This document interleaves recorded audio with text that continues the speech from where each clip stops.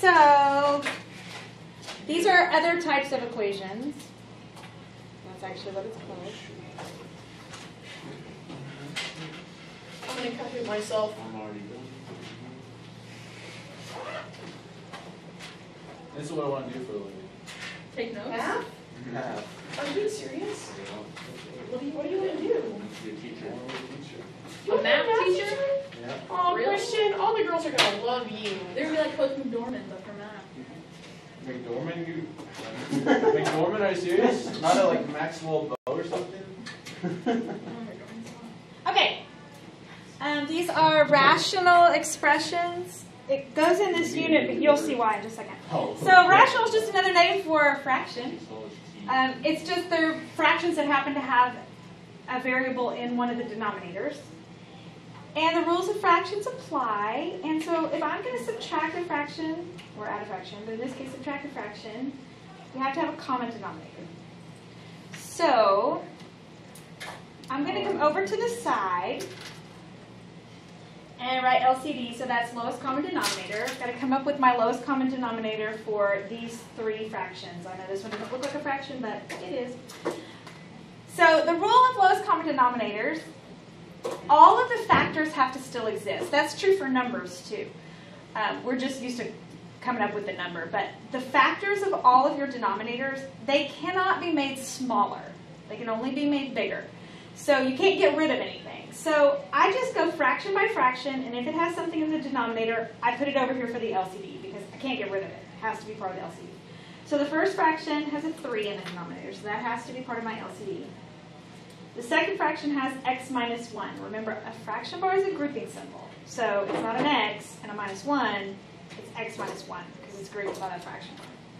So I'm going to group it with a parentheses over here. And then the last fraction has a 1 in the denominator. That's the only thing you don't have to put in the box because 1 times anything is itself. So 3x minus 1 is my denominator.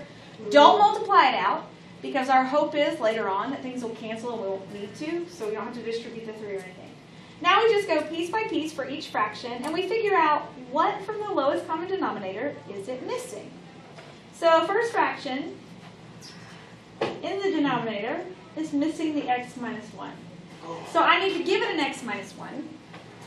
And if I go over here and put an x minus 1 on bottom, I also have to put it on top. So I'm going to have to multiply this times x minus 1. Then I do the same thing for the second fraction.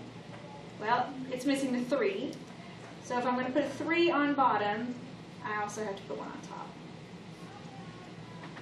And then the last fraction, it doesn't have any of this stuff, so I'm going to have to multiply it by 1.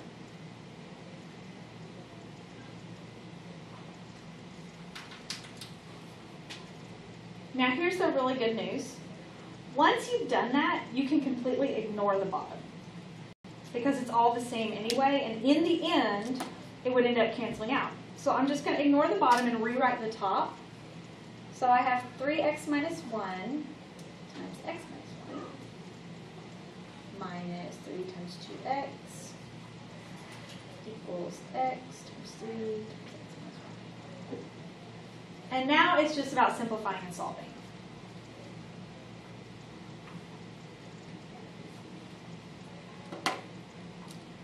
So my first set here has to be distributed.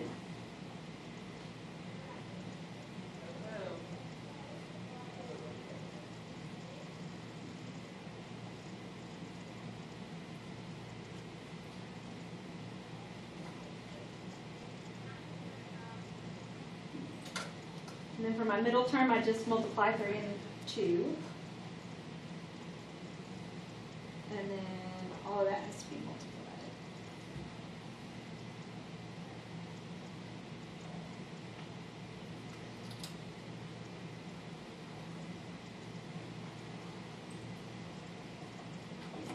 So that'd be like 3x times. Right, it's 3x times x and 3x times negative 1.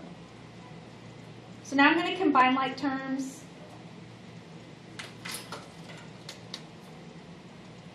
Before I start moving stuff around. You could move stuff around. Oh, I should have combined.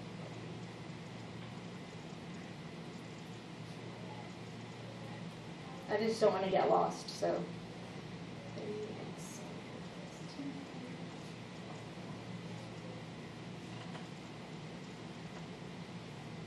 All right, so when I'm looking at this initially, I would think it has x squareds and x's all in the same problem, and so I need to move everything to one side to factor. However, my 3x squareds cancel, because I want a new set. So I'm going to move my 3x to the other side.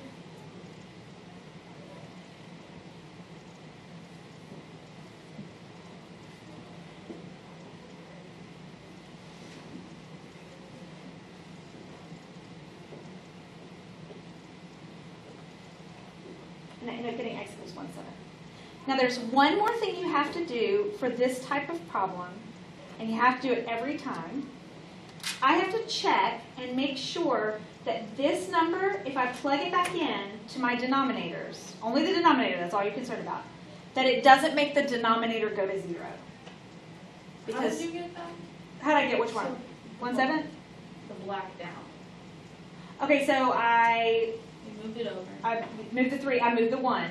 So negative 10 plus 3 is negative 7, and then I moved the 1 over because. Okay. So remember, you can't, mathematical law, you cannot divide by 0. 0 can never be the denominator of a fraction. So you have to check and make sure that doesn't happen. 1/7, if I plug it right there, 1/7 minus 1 is not going to be 0, so we're fine. This is a solution. So I'm going to write that so you don't forget. Do you only have to plug it into one of the denominators or all of them? All of them if they have an x, but the only one on this one that has an x is that one. Okay.